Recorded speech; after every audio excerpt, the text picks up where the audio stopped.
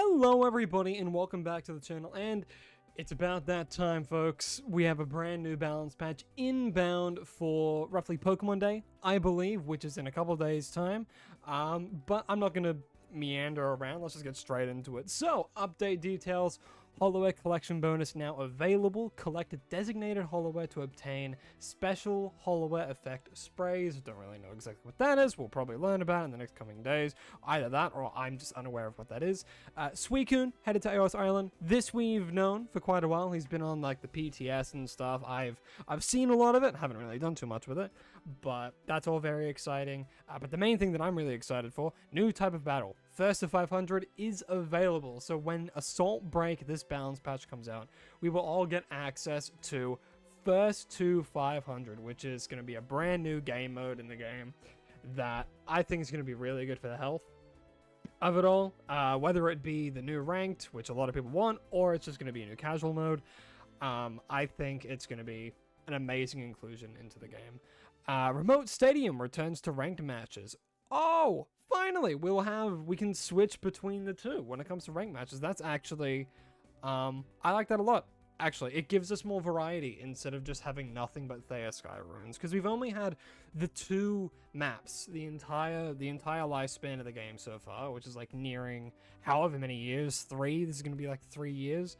So it's like, man, the fact that we can finally have both in ranked is something. But they're working on it. There's gonna be the whole Chinese version, like Chinese version exclusive stuff that's also going to be coming over eventually, which is going to be amazing. What do we got here? From the 27th to the 2nd of next month, trial licenses for all Pokemon will be available to commemorate Pokemon Day, ranked matches excluded, as they've been doing every single year. And then, of course, new achievements for new Pokemon, shop events. That's all good and well. However, that's not what we're here for, is it? We're here to see what this balance patch is actually going to do to Pokemon. As we can see here, there's 4 Speedsters, Assault Break, so more than likely, it's going to be about Speedsters. But without further ado, let's get straight into it. Balance updates. To adjust the balance of Unite battles, changes have been made to Pokemon stats and moves. Okay, first up, we can already see Talonflame. Adjustments to certain Speedster Pokemon. This balance update includes experimental adjustments for select Speedster Pokemon to better define their unique characteristics. Okay, 4 species have been given a new ability that allows them to ignore a portion of the opponent's defense and special defense, dealing increased damage to opponents with lower defenses. Okay, as a result, these Pokemon will be more effective at KOing attackers while still struggling against defenders, reinforcing the roles of Speedsters. So, these 4 Speedsters, Talonflame obviously one of them, gets defense penetration? Oh, wow, okay. Okay. That's very, very interesting. So, early game's going to be a lot better. They're going to be even better gankers now. Like, that's... okay, making Speedsters a slightly better role. Alright, I see you. Additionally, due to their low durability affecting win rates, these 4 Pokemon have received increased defense status. Changes have also been made to stat growth scaling. Some stats that previously increased between level 11 to level 15 have been redistributed to earlier levels, improving their early to mid-game performance. Wow, this really is just the Speedster patch, isn't it? Okay, man, I'm all for it. I'm all for some meta shifts, some more speeds to play. Because right now it's all about like all rounders and defenders and oh my god, I'm stuttering so much. Like with Galarian Rapidash and all that. But right now Galarian Rapidash has like the lowest win rate and the highest ban rate, which I think is insane. Well, we'll see. Well, let's have a look and see what 4 Speedsters were changed the most. So, we got Talonflame, Absol, Meowscarada, and Gengar. So, kind of like the first 3, and also Meowscarada. Okay. What was changed to Talonflame? Defense penetration added 0 to 60? Okay, so at level 15, it will go... it's kind of like Silkspoon, right? Oh my god, Silkspoon Gengar. Ugh. That's going to be... That's gonna be a bit crazy. Man, oh man. Okay, so they also increased his HP a little bit, his defense, relative amount, special defense. Not by a whole lot, but still decent amount. Stat growth scaling, just adjusted for better early game performance, which is good. Flame charge, they buff flame charge, movement speed increase for 2.5 instead of 1.5. That's actually pretty good. Yeah, in addition to the speedster adjustments, flame charge duration. Yeah, I think that's good. That's solid. I'm very interested to see how this defense penetration works throughout the game. Next up, we have Absol. Again, defense penetration. I think all of them are like 0 to 60, so they all have the exact same level of defense penetration. But yeah, damn.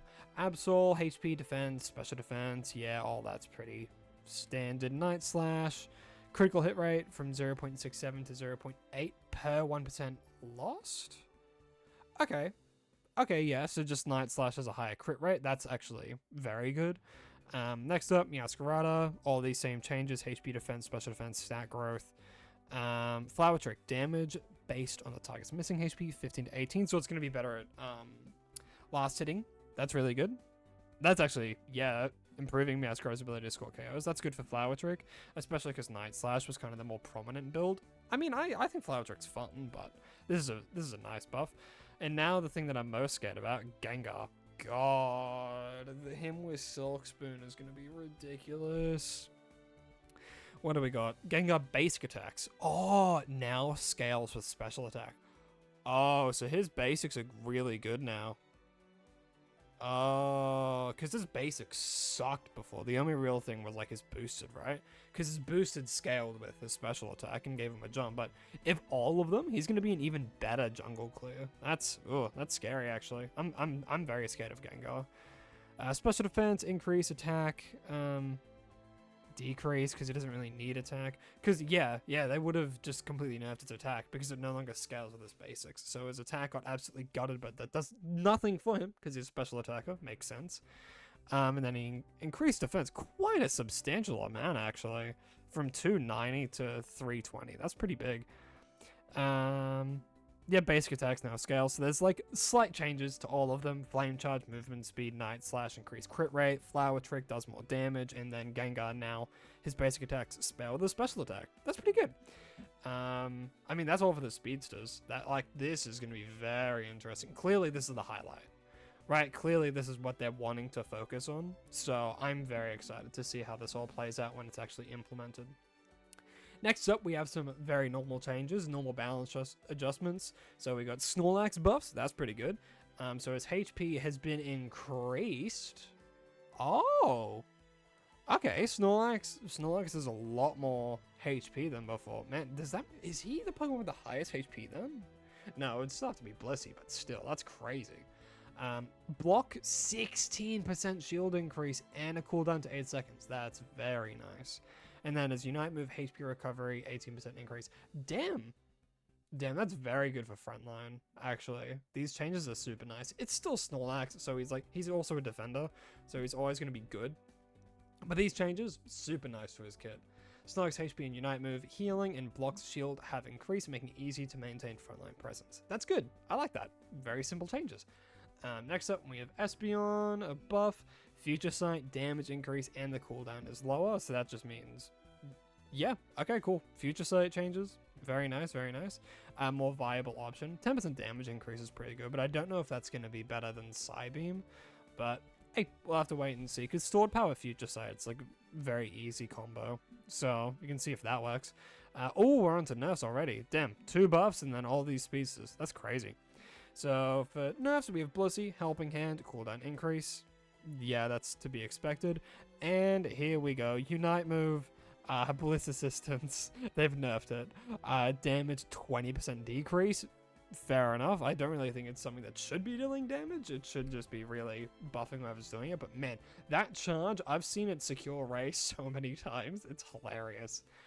Energy cost, 11% increase. I mean, yeah, that makes sense. Bliss Assistance increased usage significantly, boosted Blissey's win rate.